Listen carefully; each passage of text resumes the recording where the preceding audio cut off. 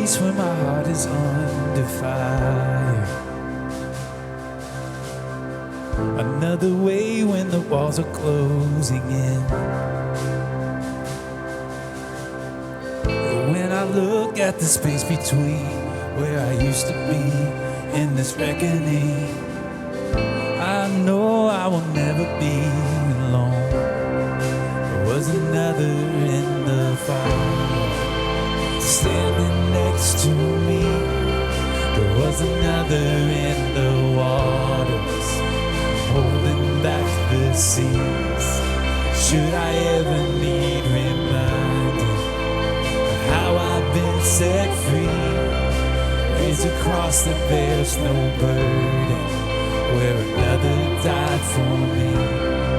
There is another in the fire.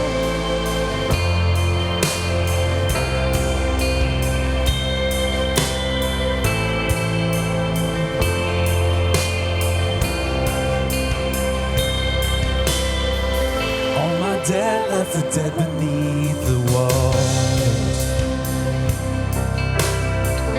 I'm no longer a slave to my sin anymore.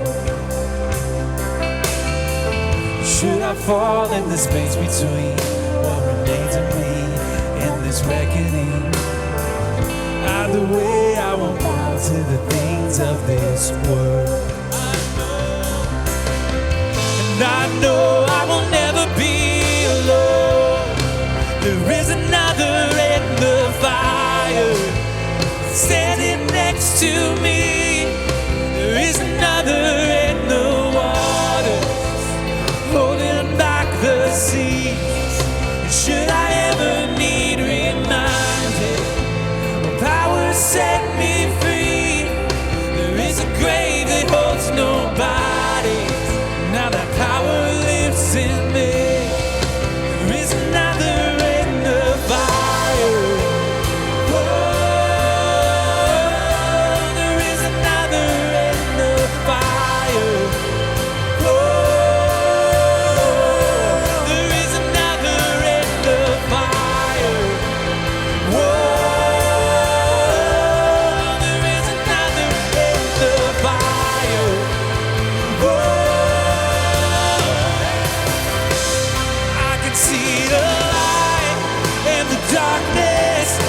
Darkness bows to it. I can hear the roars in the heavens as the space between rested. I can feel the ground shake beneath us as the prison walls came in. Nothing stands between us. Nothing stands between us.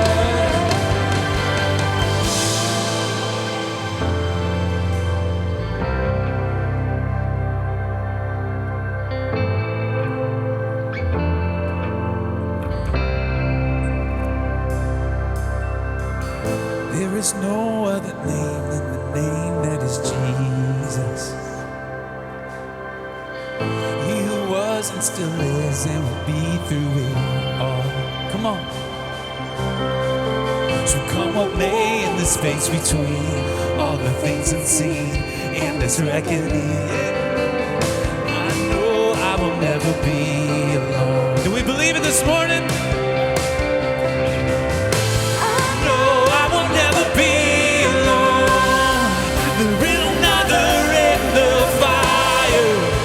Standing next to me, there'll be another in the waters, holding back the sea. Should I ever need reminding, how good you've been to me? I count the joy from every battle, 'cause I know that's where you'll be. Yeah, 'cause I can see the light in the darkness. Darkness bows to it. I can hear the roar in the heavens as the space between wasted. I can feel the ground shake beneath us as the prison walls give in. Nothing stands between us. Nothing stands between. There'll be another in the fire standing there.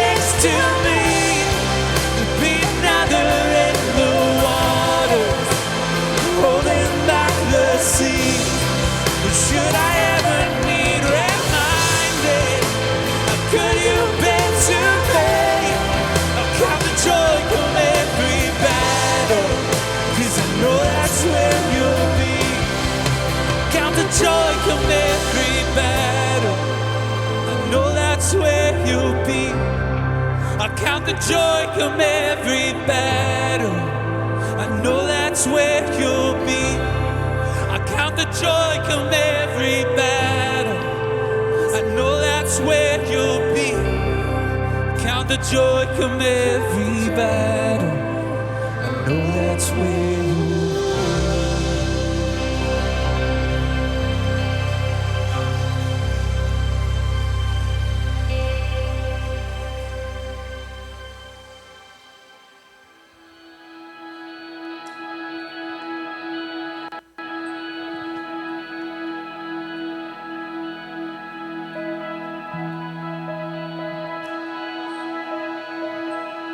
Light up the way of your heart. Move me like you do the mountains. Move me like you do the rain. And I'll chase your voice through the dark. Fix my eyes on the unexpected and the wonder of your shadow step. So take another step.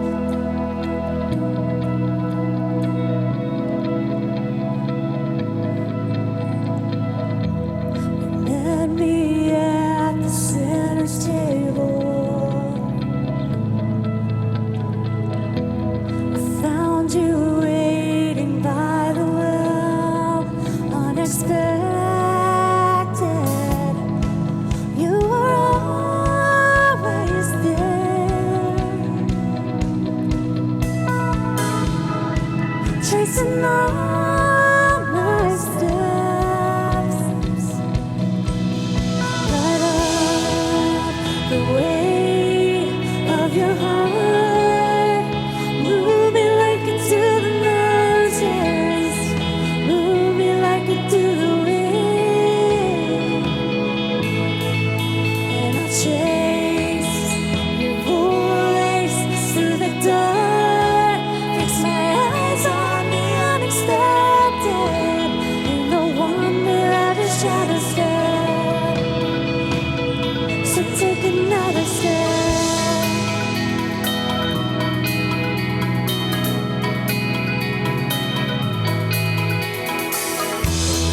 Never left the lost forsaken. Mercy pays the road ahead, unexpected. You are always good. You are always good. Yeah. Light up the way of your heart. Move me like you do the mountains. Move me like you do the wind. And I'll chase your voice through the dark. Fix my eyes on the unexpected and the wonder of your shadow step. And I won't be afraid.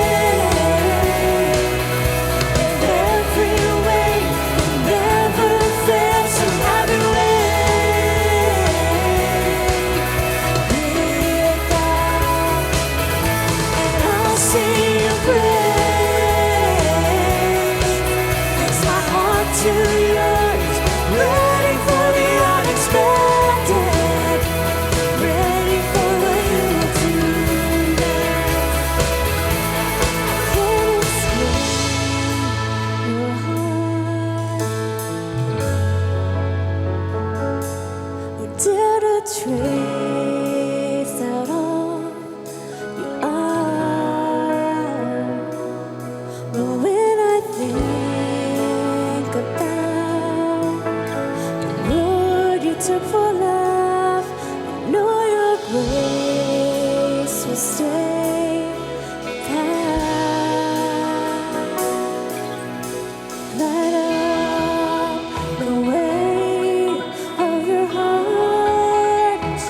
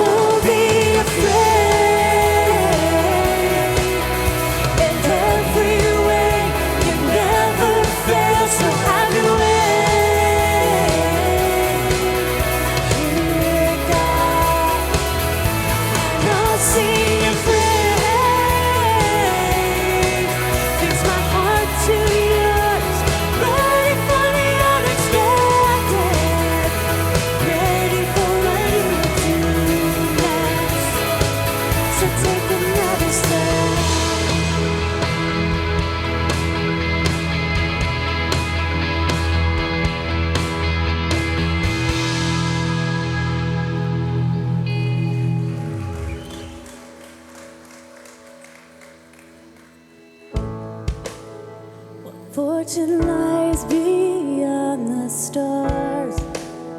Those dazzling heights too vast to climb. I got so high to fall so far, but I found heaven as love swept low. My heart beating, my soul breathing. I found my life when I laid it down. Upward falling, spirit soaring. I touched the sky when my knees hit the ground.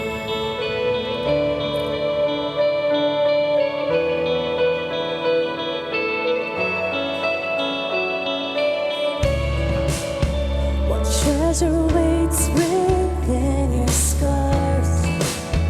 This gift of freedom gold can't buy. I bought the world and sold my heart. You traded heaven to have me again.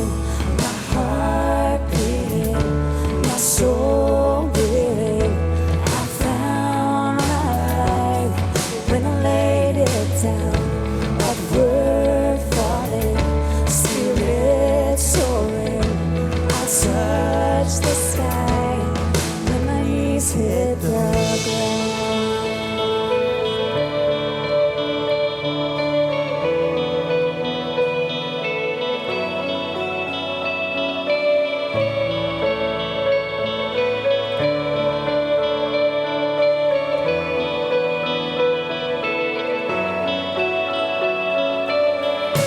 Finally here at your feet again. Everything I am, reaching out, I surrender. Sweep me up in your love again, and my soul will dance on the wings of forever. Finally here at your feet again. Everything I am, reaching out, I surrender. Come sweep me up in your love again, and my soul will dance on the wings of forever. My heart beating, my soul breathing. I found my life when I laid it down. Upward falling, spirit soaring. I touched the sky when my knees hit the ground. My heart beating, my soul breathing. I found my life when I laid it down. Upward falling, spirit soaring. I touched the sky when my knees hit the ground. Finally here at your feet again. Everything I am, reaching out, I surrender. Come sweep me up in your love again, and my soul will dance on the wings of forever. Upward falling, spirit soaring. I touch the sky when my knees hit the ground.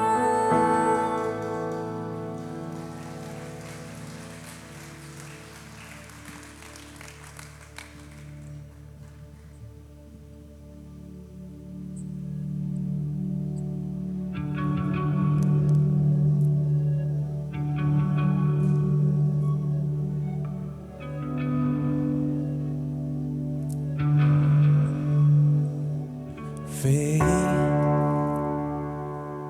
holds nothing on the providence I know. No longer bound by things of wood and stone. When all I had to offer was my worst, you saw my heavy heart and loved me first. Beauty staring down my brokenness. You chose to throw your heart into the mix. passion crashing down on what was left. You were there. And all this time, like a river running through my veins, you carried me all this time, like the splinters buried in your shoulders. Carry me now. Hallelujah. If ever now my heart cries hallelujah. If ever now in the wonder of your grace, 1,000 times, 1,000 years, my soul will sing.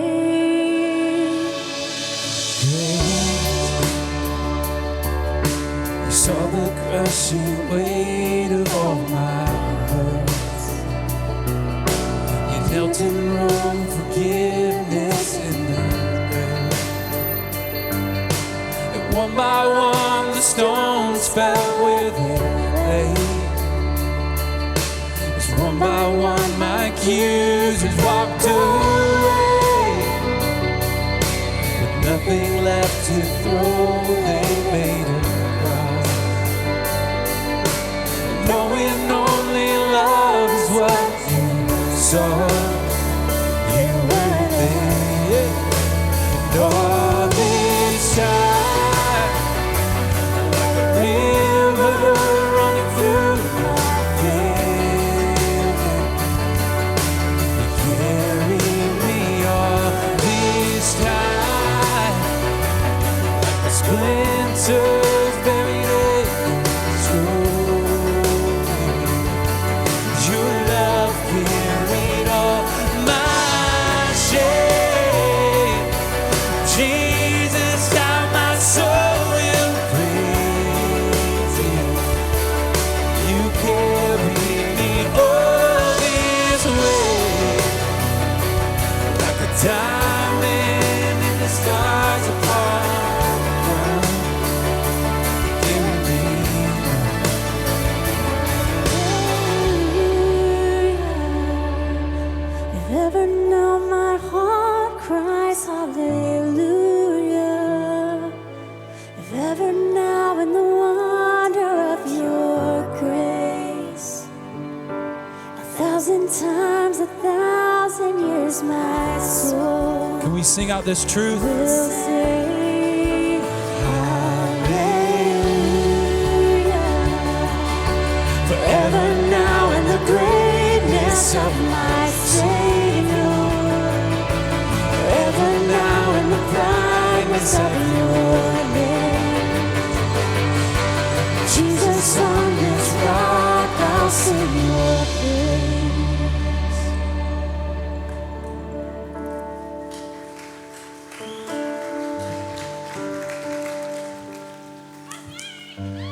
It's good to see you today. It's my joy to stand before you and tell you that this Lean In series we've been working on, that we're in, it didn't start just a week or two ago. We started back in January. We had the concept, and we talked about what we could do, and the lost son stories and the stories of Luke 15. And as we began to develop Lean In, I initially wrote some lyrics. I thought it'd be great to have a song. And I worked with the creative team. I'm not a songwriter, but these guys are. And so Chase and Ricardo, and matter of fact, almost all the band had input into this song. And they created a song just for you. And it's going to be sung in just a minute. So it's a song about leaning in. What does it mean to lean in? We talked about this over the last few weeks. You know, when a car stalled on the side of the road, you kind of lean into the car and push it out. You put your momentum into it. There are husbands who've made a commitment to their wife in a relationship counseling. I'm going to lean into our relationship a little more. I'm going to really work on it more. Leaning in means I'm going to work a little more in this area. But as we lean in, sometimes we lean into our selfishness. We work on something that just satisfies us. And then later, when we lean in, we find God there, and it changes everything. This story is written about the lost son, how he followed his own desires. He leaned to himself, but you wait till the end. As he leans back into God, he discovers grace and forgiveness. in a place where it just needs to be. So, Suncoast, this is your song written just for you. Hope you enjoy it.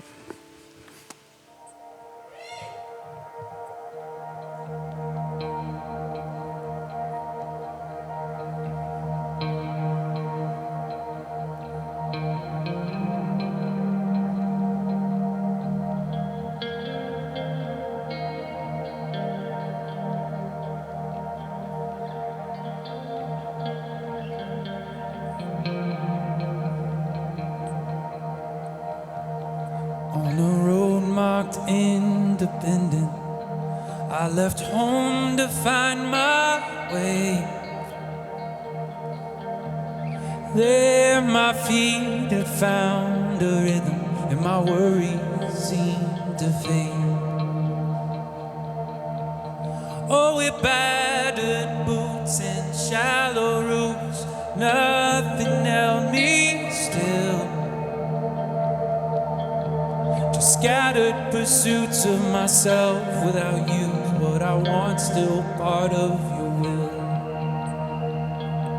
I lean into all my wants and wishes, lean into my thoughts and wildest dreams, holding on to all my heart's desires in this reckless pursuit of me.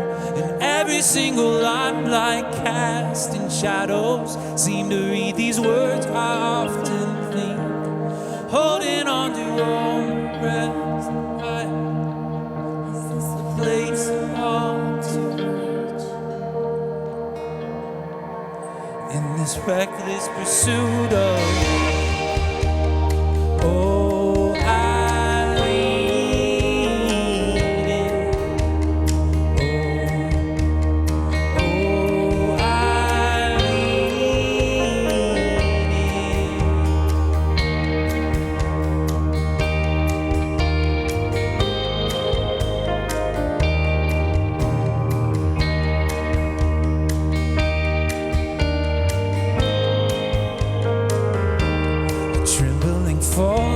inside my hunger led me further from satisfied. But this grace that you are still shines through my heart as I stand in this divide. And there's a light out in the distance, a voice that carries far. Well, I'm in awe the stars, you're in all of my heart, knowing both still shine in the dark. I lean into all my wants and wishes, lean into my thoughts and wildest dreams, holding on to all my heart's desire in this reckless pursuit of me. And every single line like casting shadows seem to reach these words I often think, holding my own breath till my heart expires. Is this the place I belong to? In this reckless pursuit of me. Oh, I lean in.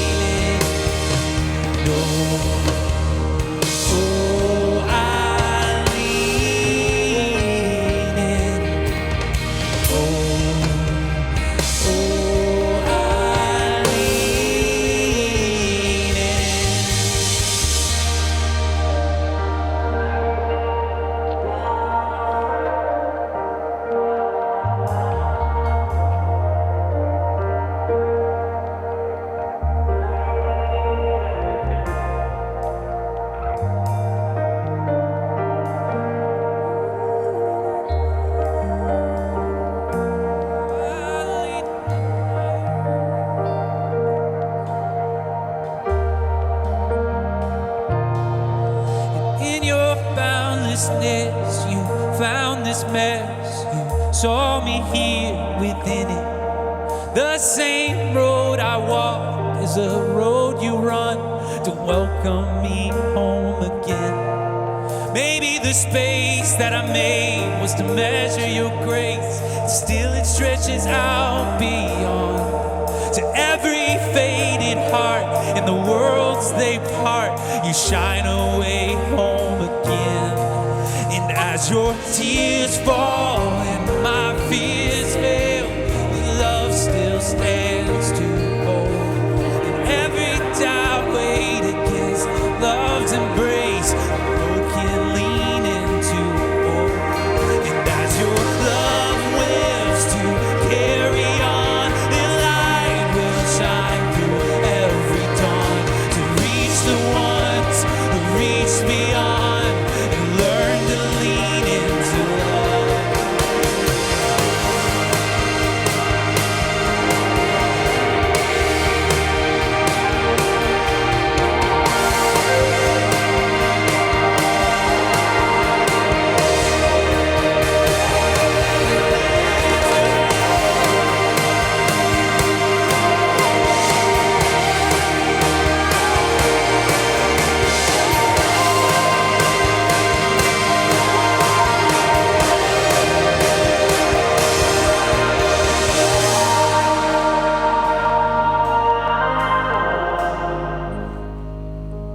I lean into all your wants and wishes, lean into your thoughts and wildest dreams, holding on to all your heart's desires. And all my life you've leaned into me. Thank you guys so much for singing out with us. Enjoy the rest of the service. Hi, my name is Ricardo. I'm one of the members of Origin, the band here at Suncoast. I'm excited to announce our latest release, the Red Couch Sessions. We were inspired by this idea of when we sit at home and we practice, it's just usually our guitar or piano and just us and the music and the words. We love getting to play music together as a band, but there's beauty in the simplicity of just you and the music. No speakers, no crowds, no lights, just these words singing about God's love and grace. We hope you enjoy this album. Good morning. It's good to see you. Thank you so much for being here. Let me start again with Happy Mother's Day. And if you're a mom, raise your hand. I just want to see all the moms that are here today. And if you had a mother, raise your hand. It's pretty much unanimous. So we celebrate all those good things. And yesterday, I was with my mother. She lives in St. Petersburg, and I drove up to spend lunch with her and spend the day with her and brought her some of those chocolate-covered strawberries. Yeah, and I have 8 brothers and sisters. Only 6 are still alive, but I called all of them and said, compete with that. So today I'm at the top of the list of all my siblings to my mother. That's the first time I've ever been there. So anyway, just want to let you know, it's wonderful to celebrate our moms. I mean, good things. And now celebrate my wife. You know, she's the mother of my children. Also, my daughters are moms. And just a wonderful thing. Today, in your notes, there's lots of things, but I want to point out a couple things. One is this little brochure called Meals of Hope. Our youth group at our church is putting together a lot of stuff this summer, trying to do some superhero summer meals for camp. What they're doing is they're putting together 10,000 meals, and they're distributing them locally to those homeless or those who need food. I think it's a good thing for our kids to do. So they really say, well, what can you do to help figure out the cost? If you want to support this in some financial way, just put some money in the box or write a check or a credit card just for the meals for the kids, and we'll appreciate you doing that because you're going to feed the community. I can't do this by myself, and you couldn't, but with the help of a lot of us, we can really make a difference in the lives of those around us. Today, I'm also want to remind you about these cards. You've been getting these cards for the last 2 weeks, and you got a new one today. And the one today is You Are Always With Me. But the first one was, help me to see you within me. Do you see the teachings? We want you to understand that God is within. Help me see you within me. God always knows where I am. See, I may be lost in my mind, but I'm never lost in God's mind. He always knows where I am. And the last one is, you are always with me. I've never lived a day without the Spirit of Christ in my life. And some people say, well, that's not what I was taught. I know, but I think it's what Jesus taught. And we go back to him and listen to what he says because I think it's more authentic. So today, I want to begin with a phrase, and I'll end with the same phrase, but I always have been and always will be a child of God. When I began to realize that, my whole perspective of my relationship with God changed. I didn't have to earn my way in. It's not a prayer I had to make. It's simply a realization that God has always loved me, and He's been a part of my life. He's the source of my life, and I just want to thank Him today for all the good things of that. Lean in. What does it mean? Lean in. Give our influence to. Lean in, we find that God is always waiting, and He's always leaning back against us. At Suncoast, we try to teach principles about a better life. And in this series, we're looking at parables. What are parables? You know, Pastor Troy's taught us about this over the last couple weeks, but parables are stories that Jesus used to confront narrow, judgmental thinking and expand His views of what the love of God is. Have you ever noticed that some people, and this is what's true with some children, if you tell a child in a strong voice to do something, they'll respond back to you in a strong voice. And some kids, or some people, you confront them, they confront you right back. And the religious leaders in that day, they were very confrontational. If Jesus just came in and said, I'm going to tell you what I don't want to think, and bam, bam, bam, they would bam, bam, bam back. So what He did, He used parables to go around the side door. And all of a sudden, they didn't know what was coming. They're going, ouch, He got us. I mean, really, He's really not giving us a chance to respond. But what He says is true. A parable is a way to provide a confronting issue without a confrontation. So, you know, we teach our kids this. Aesop's fables. Now, I know most of you know this. Remember the story of the boy who cried wolf? Let me refresh your memory. There was once a shepherd boy, and he was up on the hillside watching out for the village sheep. To amuse himself, and because he was bored, he said, I know what I'll do. And he started shouting, wolf, wolf. The wolf is chasing the sheep. And everybody from the village ran up the hill to where he was. They said, where? And they were carrying their rakes and things ready to fight off the wolf. And the little boy was just laughing. He'd think, this is really good. I mean, they're all running up the hill.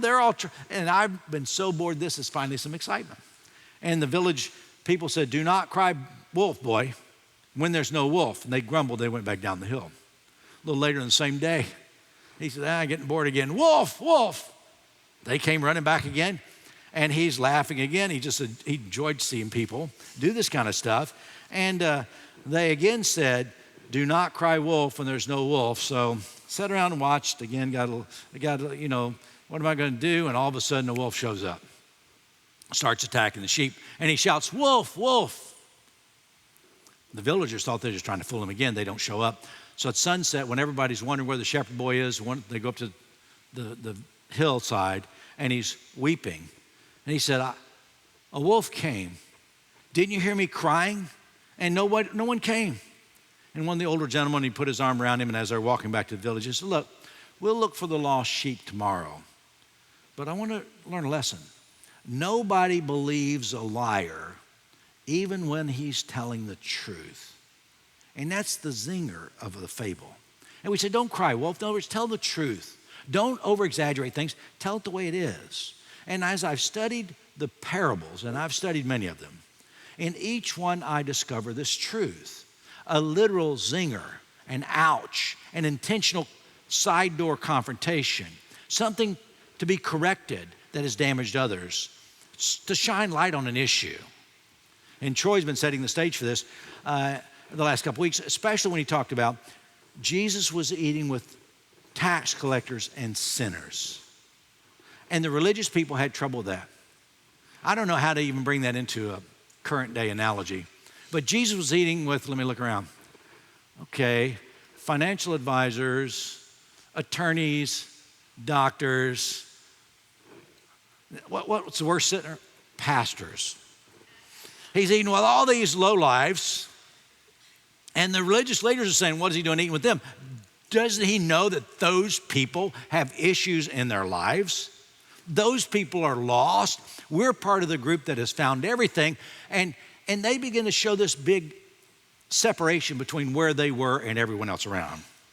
But in Luke chapter 15, Jesus sees this and he sets up 3 parables.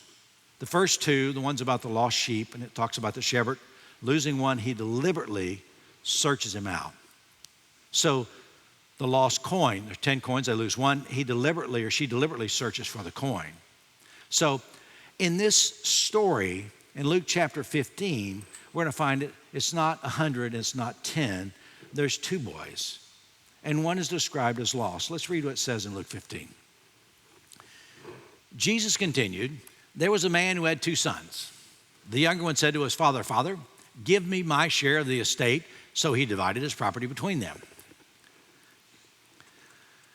Not long after that, the younger son got together all he had, and he set off for a different country, and there squandered his wealth in wild living. And after he'd spent everything, there was a severe famine in that whole country, and he began to be in need. So he went and hired himself out to a citizen of that country, who sent him to the fields to feed pigs. He longed to fill his stomach with the pods that the pigs were eating, but no one gave him anything. When he came to his senses, he said, how many of my father's hired servants have food to spare, and here I am, starving to death. I'll set out and go back to my father and say to him, Father, I've sinned against heaven and against you. I am no longer worthy to be called your son. Make me like one of your hired servants. So he got up and went to his father. But while he was still a long way off, his father saw him, was filled with compassion for him. He ran to his son, threw his arms around him, and kissed him. Then the son said to him, Father, I've sinned against heaven and against you. I'm no longer worthy to be called your son. But the father said to his servants, quick, bring the best robe and put it on him. Put a ring on his finger and sandals on his feet. Bring the fatted calf and kill it. Let's have a feast and celebrate. For this son of mine was dead and is alive again. He was lost and is found. So they began to celebrate. This is the story of the lost son. There was a man who had 2 sons. Now, when Jesus starts to tell that parable in this ancient crowd of Jewish leaders, what do you think popped into their mind? You go, I don't know. Well, let me give some suggestions. What may have popped in their mind, there's a man who had 2 sons ago. I got it. Adam and Eve, they had 2 sons, Cain and Abel. That's right. You've answered correctly. There's a man who had 2 sons, Adam, Cain, and Abel. Abel was the younger. Cain was envious, but the younger outperformed the older, so the older killed him. Maybe it's not a good story. Well, there's a man who had 2 sons. I got it, Abraham. Abraham had 2 sons, Ishmael and Isaac. But the younger was the promised one who outperformed the older one. And there's a story of that. And then there's Isaac, who had 2 sons, Esau and Jacob, twins. The older was Esau, but Jacob, the younger, his name was later changed to Israel. He was the father of Israel or Judaism. I mean, you look at this and you can see all these 2 sons, but in each example, the younger outperformed the older. There was a man who had 2 sons. Did the younger son outperform the older son? We're going to talk about that next week. I want you to understand, next week I've got a lot to say about the older son. Why would the father, though, in this story of the younger son, give the son all this resource when he obviously wasn't able to handle it? That's a good question, but I have a lot of questions. Don't you? I've got questions like this. Why does God allow a 16-year-old the privilege of driving a car? Right? Why is it? Why is it on Father's Day everybody goes to the beach and Mother's Day everybody come to church? Moms have a different influence. Why does God allow drinking, drugs, and why does he allow us to do stupid things?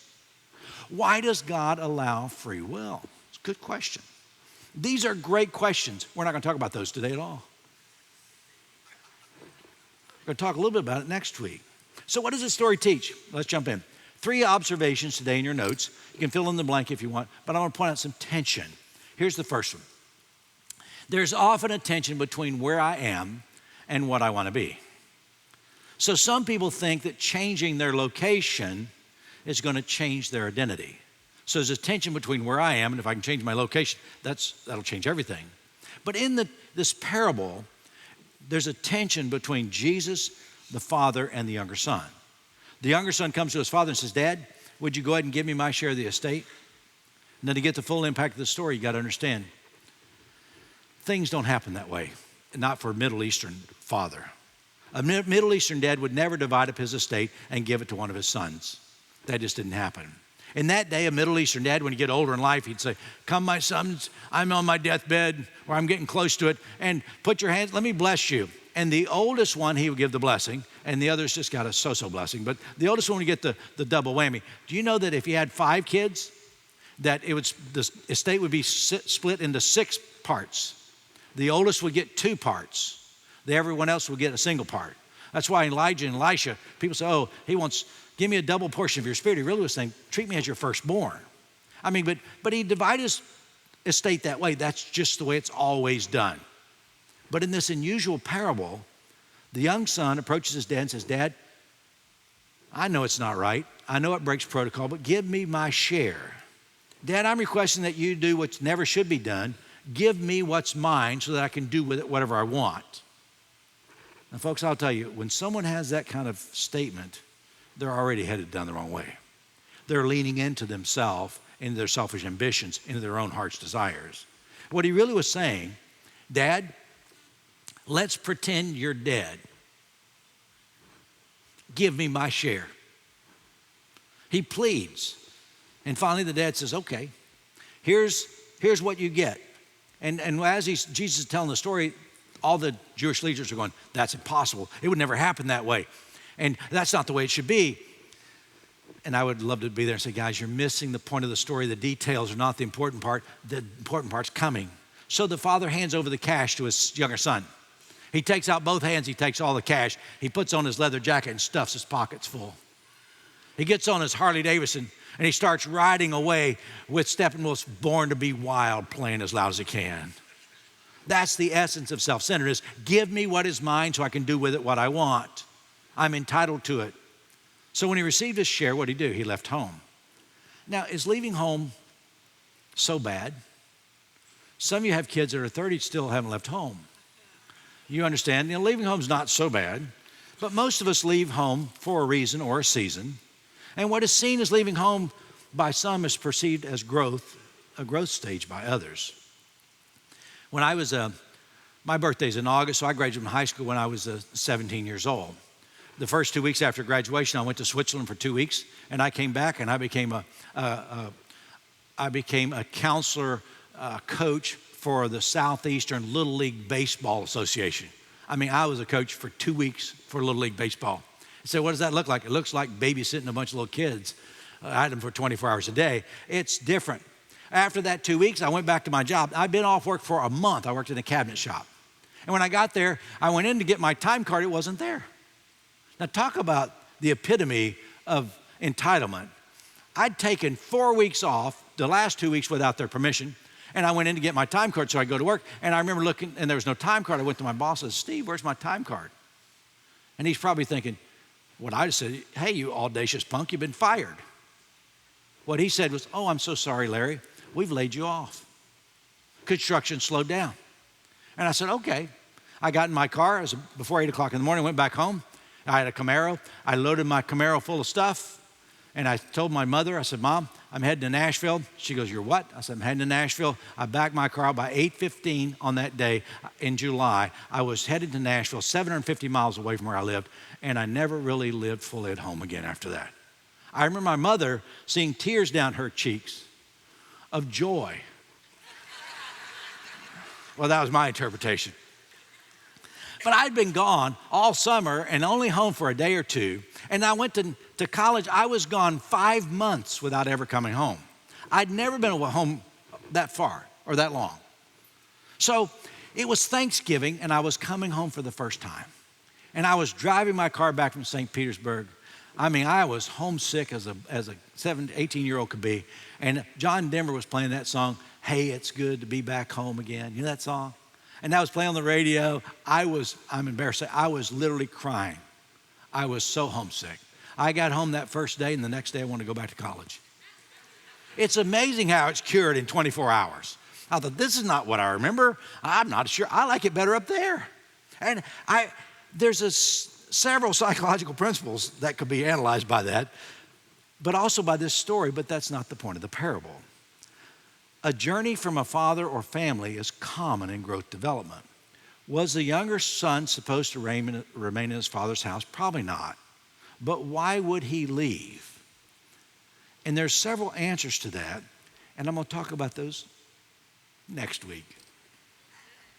He took what was his. He decided to leave the comfort of home. He was away from home. He was beyond rules and regulations. This young guy discovered living for pleasure. They call that hedonism. Does it sound like a college freshman? Out of the watchful eye of parents, it's said that many students who have been raised in conservative Christian homes that can't do anything, they've been in lockdown, when they go to college, they go wild. The wildest freshmen on college campuses usually come from conservative lockdown type homes. Now, my mother, she didn't care much about what we did, so I didn't have that experience because I pretty well lived the way I wanted before I even left home. Because I hope you're not watching this, Mom, but she didn't know. She didn't know. But, they're on their own. And this younger son it was irresponsibility galore. What happened? Everything's great. First of all, he's got a lot of money. It's just one big party. He's having fun. He's doing things he wasn't allowed to do. Wild living. Had probably no sense of morality or responsibility. He's living large. Life is going his way. Then a couple things happen. Cash flow gets poor, and a famine hits the land. And things tighten up. The economy shifts, which leads me to the second thought today. And it's this: there's often a tension between what I've done and who I am. See, my actions often reveal who I really am, but it's not who I think I am. Sometimes I think I'm better than the way I act, but in reality, it may be who I am. It wasn't long before he was broken, penniless, bankrupt, spent all his money on wild living. It wasn't long before his whole life was spinning out of control. And finally, this kosher Jewish boy ends up working on a pig farm feeding pigs. Now, you understand the Jewish culture, pigs were contaminated. You don't eat pork. You don't have anything to do with pork. And Jesus is telling these religious leaders, and they're almost going, oh, you mean he was actually feeding pigs? And that gets worse. He longed to eat the pig food. And all of a sudden, there's something that clicks, and he goes, man. And then this is a phrase: when he came to his senses, the light comes on. My Father's servants have not degraded this low. I am repulsed at where I am. Maybe, just maybe, I can go back home. Maybe if I go back and tell my Father I'm sorry, that he'll treat me like one of his servants. And Jesus wants them to get this. The shepherd has 99, loses one, who goes back for 1%. The coins has 10, they lose one, back for 10%. If that's so important, don't you think the Father thinks 50% is worth going back for? But at this point, the story changes. He comes to his senses, he goes back, he realizes, what am I doing? I'm broken, my life's a mess, I'm homeless, I don't know who I am anymore, I've blown my inheritance, I'm hungry, I'm not only feeding pigs, I'm wanting to eat pig food, I'm stupid. I'm away from home. Maybe my Father would accept me back. Some of the greatest transformations in life occur when we wake up and discover we're not really where we want to be. Maybe we've been living in a pig pen, or we've just not even met the minimum expectations on our lives. Sometimes we realize we've wasted so much. This younger, wasteful son transitioned from an heir to the bottom of the scale servant. Who was responsible? Was it God? Was it the older brother that's driving him away? Next week. Or personal choices that he had to make on his own, which leads to the third truth, and it's this: there's often a tension between who I am and what I wish I could be. Who I am now and the change that can happen, the dreams that I have. See, there's a tension in my perception, and there's a tension of what I become and the dreams of what are possible. One day, a friend of mine who was part of Suncoast many years, he was moving from Florida to North Carolina. They decided things were shifting, and I was with him in the back of his house looking at his boat. And I mean, this guy loved boating. He loved fishing. And he had this big 30-foot Grady White, twin engines, beautiful boat. And I've known him a long time. I said, you're moving and you're selling your boat. He goes, yep. I said, well, this was your dream. Why would you sell your dream? And he said this to me, and I thought it was very insightful. He said, this was my dream. But dreams change. And my dream has shifted. It's no longer about this boat. Now, I want you to know, I've owned 5 or 6 boats. And, when you don't have a boat, you dream of owning a boat. When you get a boat, you dream of selling the boat. And then when you sell the boat, you dream of getting a boat.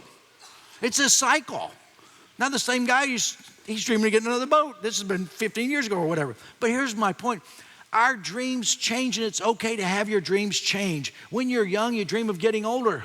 When you're older, you dream of being younger. I mean, it's this cycle. We grow, our dreams shift. The story illustrates how dreams change. The young son dreamed of getting away, only to dream of going home. There was a day in my life in 1998 when I quit pastoring, and I thought, my dream has shifted. I'm done pastoring. I never want to pastor again. And it's not really about the people. It was about the structure and the organization, but I'm done. 6 months later, after a few quiet encounters with God, my dream changed. 6 months before, I don't want to do this anymore, I'm done. And now I get up and I think, all I want to do is become a pastor. It is the passion of my life. And I want to tell you, for the last 24 years, it's still been the passion of my life. It's still the passion of my life. It's to love people and pastor people, not to preach at people, but to help you discover these truths that'll put your life on the right path. And I'm amazed how our perspective changes in the low points of our lives. I was talking to a friend recently. He's an addict. He's made choices, including theft, and he's wound up in prison. He was warned by his friends. Before he went down that road, he was counseled, coached, helped, encouraged. But his addicted mind ignored it all. Now he's in prison. Just after a month of being in jail, I remember him calling me saying, my mind is clear now, the drug's cleared out. He said, I know what I've done, and I know I need to pay the consequences, and I'm okay to do that. But it's a shame that we have to get to these points in the pig pen before we really come to our senses. See, this younger son said, I can never return as a son. I burned that bridge. I just want to go back so I can have some decent food. And when he came to his senses, he began to see his life with clarity, with humility. And when we come to our senses, we see the possibility of change. So look at his decision. I'm going to go back home. And each of us, there's a challenge to make our way back to where our heart is. He began to be in need, awareness. I can go home. Things are better at home. His leaning changed. It used to be toward himself, toward his acquisitions, toward his wild living. And then all of a sudden, when his heart was in the lowest part, he realized what he really wanted was to go back home where his father was. And I love this story because he'd wasted so many resources. And when he was a long way off, and I think probably the moment, and he said, I'm going to go home. His father started leaning in toward him like he'd never had before. He ran to his son, and understand, Middle Eastern men don't run. He embraced his son. He kissed his son. He said, I'm no longer worthy. He said, cut that out. You always have been and always have been my child. When I heard that for the first time, it changed my game. It changed the way I live my life. It's not a performance mentality. It's not about prayer. It's not about what I do. I always have been and always will be a child of God. And that affirmation has transformed my heart more than anything else, because I just want to be in the presence of the love of God and my Father. So here's the religious zinger. All those of you who are complaining about me eating with tax collectors, sinners, and outcasts, God longs for them to eat at his table. He's been leaning into them their whole life. They are just as much God's children as you are. They're no outcast to God. He loves us all. If your heart's beating, if you're breathing in and out, you're one of God's children. And it's a game changer. You always have been, always will be a child of God. Over the last few weeks, these cards, some call them mirror cards. Put them on the dash of your car, put them on the mirror where you brush your teeth, and just read these things. It's good to have these positive affirmations in your life because I think it's important. Help me to see the you within me. God always knows where I am. You are always with me. I want you to know you don't have to go far to find God. All you have to do is open your eyes and he's there. Can I pray for you? Father, in a moment just like this, we confess to you. There have been some days we've been leaning into ourselves away from you. But in a moment just like this, on this Mother's Day today, we are thankful for all the love that's been poured into us. And as we lean back to you, you are already there. We don't have to go to where you are. You are where we are. Open our hearts, meld our heart with your heart, meld our spirit with your spirit. May today we stand and say, I am and always will be a child of God. In Christ's name, amen. Would you stand, please? I'm going to tell you a story in closing. This is an old Spanish fable. So it's like a parable. It's a story. Is it true? It's a story. Is it true? It's a story. There's a Spanish fable about a father and his adult son who had a real falling out with each other. I mean, the mean words were said, father to son, son to father. Huge wounds were created. Lots of furniture were flying. Finally, the son said, I've had it, and he left and he disappeared. After a few hours, his father calmed down, and he wished he hadn't said the things to his son because he's the father. And he started looking for him, and day after day after day, he looked for his son. He was desperate to find him, but he couldn't find him. Finally, one day, in his just his feebleness, his weariness of trying to find him, he said, I know, I'll put an ad in the Madrid newspaper. A simple ad to tell my son, I'm sorry and I love him. And this is what the ad says. Dear Juan, please meet me this Saturday downtown in front of the newspaper office at noon. I am so sorry. Sorry for all I've said, all I've done. All is forgiven on my side. Please forgive me. I love you, Juan, your father. On Saturday, he was down there at noon. 800 Juans showed up. Why? Looking for the love of their father. Deep down, all of us want this love. And I'm here to remind you that you have it. Lean in. He's leaning into you. He loves us, and when we stop running and lean into him, we'll discover he's always been there. He loves you today. So do I. God bless. Thanks for coming.